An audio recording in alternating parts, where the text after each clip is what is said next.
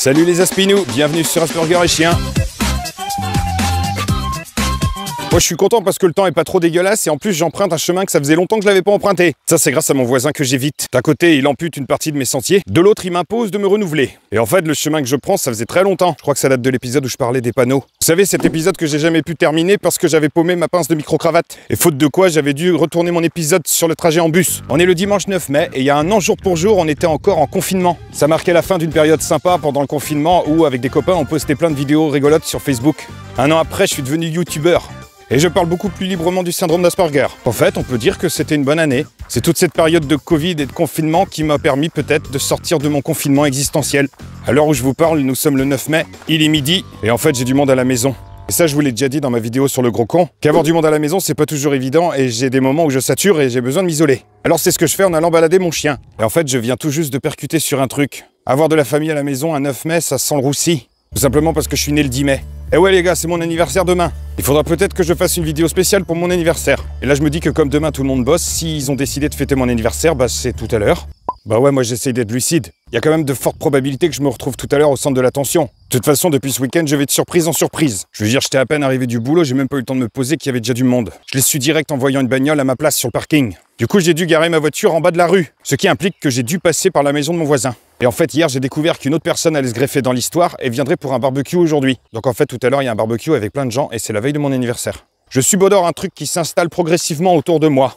Après, ma femme me connaît, elle sait très bien que j'aime pas du tout les surprises. Et là, je suis en train de me dire qu'elle est particulièrement vicelarde. Parce qu'évidemment, j'aime pas les surprises du genre tu rentres chez toi et tout d'un coup, surprise! Ça, j'aime pas. Par contre, l'idée de faire arriver les gens progressivement, de donner les infos au compte-gouttes, c'est peut-être une manière de faire avaler la pilule en douceur. Donc là, je suis en train de gamberger là-dessus. Parce que jusqu'au début de ma balade, j'avais pas forcément percuté. Si ça se trouve, en fait, ça n'a rien à voir. Vu que c'est la famille, c'est peut-être normal que les gens se retrouvent. Tu sais, ça fait une occasion de se voir quand on habite un peu loin. Actuellement, j'ai aucune certitude, mais il y a une chance sur deux qu'il y ait un coup fourré. Et c'est pas vraiment mon chien qui va vendre la mèche. Tu vois, hier soir, ma fille, comme à son habitude, me montrait ses stories sur Insta. Et moi, pour lui faire plaisir, je regarde ses stories sur Insta. Sauf que papa, qui a un sens aigu de l'observation et du détail, il focalise moins sur la pose qu'a pris ma pépette que sur le décor qu'il y a autour. Et j'ai remarqué que son selfie avait été pris à un endroit d'une qui n'était pas prévu et de deux complètement inhabituel par rapport à ce qu'elle fait d'habitude. En gros, non loin d'une boutique que j'affectionne particulièrement. Selon toute vraisemblance, si elle était à cet endroit-là, c'est sans doute parce que le projet était de m'offrir un cadeau. Ça veut dire qu'il se passe quelque chose et ça me met en insécurité.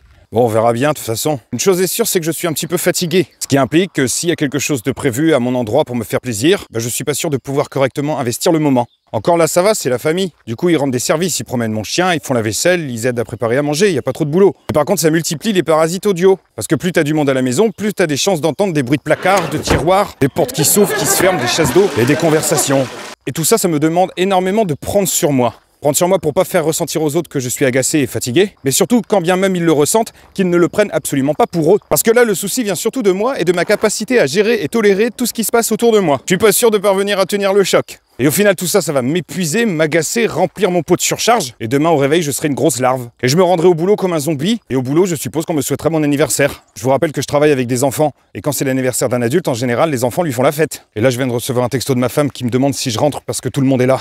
Bon, je vous tiendrai au courant. Si ça se trouve, je me fais des films, et qu'en fait le barbecue de ce midi n'a rien à voir avec mon anniversaire. Ce qui serait assez logique, puisque de toute façon, on fête pas l'anniversaire de quelqu'un la veille. On verra bien, mais si j'ai rien fait de spécial pour mes 40 ans, c'est pas pour faire quelque chose pour mes 41. À la limite, ça me dérange pas qu'il y ait du monde à la maison et qu'on me fête mon anniversaire, comme ça sera passé. Tant qu'on n'invite pas mon voisin. Salut tout le monde, alors la guerre est finie. Je tiens à dire que j'aurais pas rêvé mieux de finir cette guerre la veille de mon anniversaire, le 10 mai. C'est demain. J'ai 40 ans. Et en tout cas, il y a une chose que j'aimerais bien vous dire, c'est...